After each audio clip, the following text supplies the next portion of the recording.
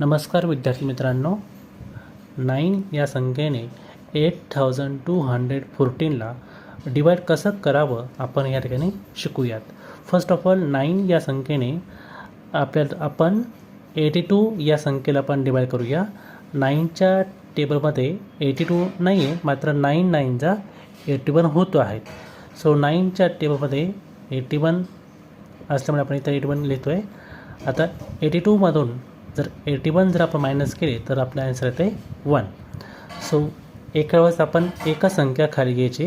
लक्षात घ्या की या स्टेपमध्ये एका वेळेस एकच संख्या खाली घ्यायची असते. ही संख्या खाली घ्यायची नाहीत, एका वेळेस एकच संख्या खाली घ्यायची राहील, हे मात्र लक्षात ठेवा. आता 9च्या टेबलमध्ये हा 11 मात्र नाही, परंतु आपण त्याच्या जी आतली जी संख्या आहे क्लोजमधली ती 9 1 9 असेल. सो 9 1 9. सो 11 मायनस जर आपण 9 केले तर आपला आन्सर येते 2.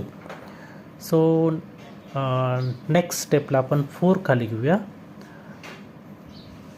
आता इथे 9च्या टेबलमध्ये हा 24 हा किती नंबरला आपण बघूयात. 9च्या टेबलमध्ये हा 24 नाही आहे, परंतु त्याच्या आतली संख्या आपण घेता येईल. आता 9च्या टेबलमध्ये 9 1 9 आहेत, 9 2 18 आहेत, 9 3 27 आहेत, 9 4 36 आहेत. आता आपल्याला 24च्या पुढे जायचं नाही आहे. याचा अर्थ या दोन संख्या आपण चॉईस करता येऊ शकतात, 9 1 9 आणि 9 2 18.